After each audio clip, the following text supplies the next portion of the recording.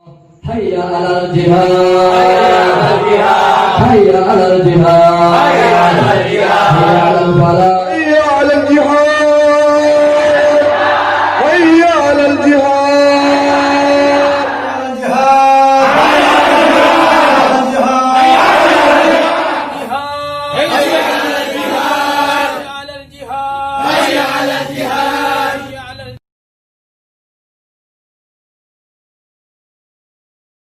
Breaking news, ya ini breaking news dari Habib Novel.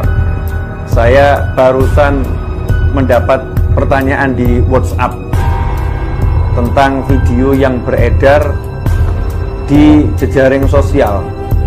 Video yang memang aneh juga ya. Seumur hidup saya belum pernah lihat ada orang azan kok kayak gitu. Azan kok seruan untuk sholat diganti seruan untuk jihad. Nah ini sesuatu yang sangat bertentangan ya dengan ajaran Nabi Muhammad SAW, bertentangan dengan ajaran Bani Alawi, ajaran para habaib maupun para kiai.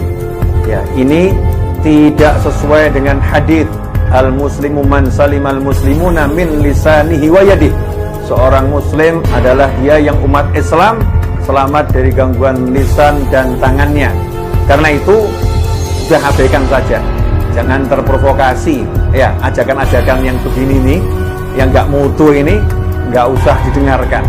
Kita eratkan tali persatuan dan persaudaraan, kita tebarkan kasih sayang, kita saling menghormati dan saling mencintai. Jangan mau terprovokasi oleh siapapun dan alasannya apapun. Karena di negara kesatuan Republik Indonesia ini alhamdulillah kita bisa hidup beragama. Semua umat beragama hidup dengan damai, saling menghargai, penuh toleransi, dan khususnya umat Islam bisa melaksanakan sholat dimanapun, bahkan di rest area, di mall, disediakan musola, tempat untuk sholat. Hukumnya mengganti hayya 'alas shalah ketika azan, sallu fi rihalikum, karena ada DKM yang melarang mengganti kalimat itu. Mungkin DKM itu belum ngaji. Hai DKM, Dewan Kemakmuran Masjid, ketika terjadi wabah, fungsi azan dua. Pertama ngasih masuk waktu, ngasih tahu masuk waktu. Yang kedua ngajak ke masjid. Ketika terjadi wabah, maka fungsi yang satu berubah. Fungsi yang pertama memberi waktu saja, fungsi yang kedua ngajak ke masjid tidak lagi.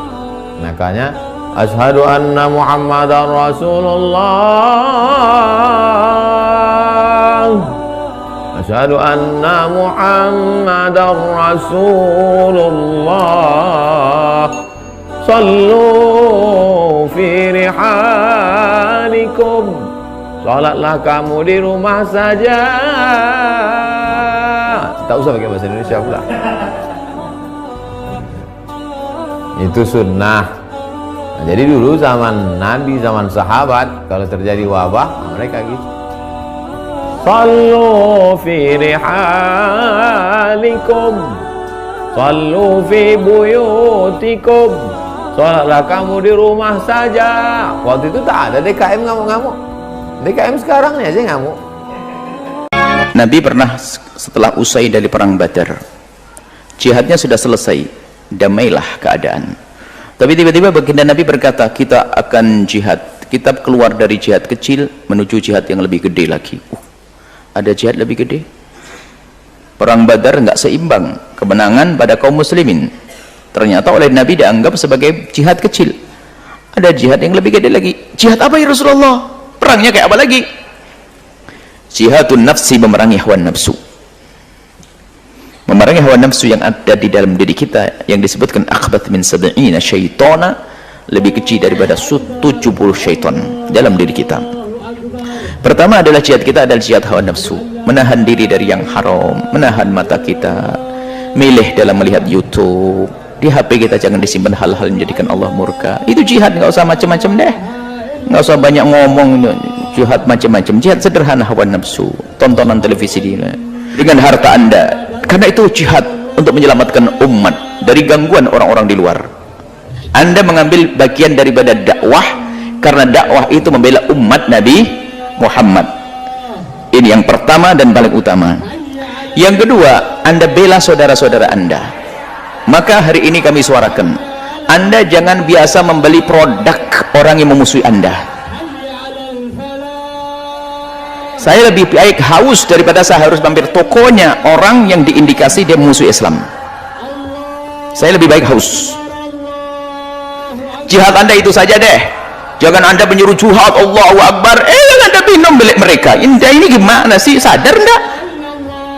Ini perlu menghadirkan makna ini. Kemudian lebih dari itu, kalau Anda ingin membeli itu yang cerdas Anda. Misalnya ini produk milik siapa ini? Mulai umat Islam. Kalau milik orang Nasrani tetangga kita yang baik dengan kita, nggak ada masalah kita beli sayurnya dia karena tetangga baik. Mereka ada produk-produk yang disebar di Indonesia itu memang untuk mereka penghasilannya untuk memerangi umat Islam. Kita harus waspada.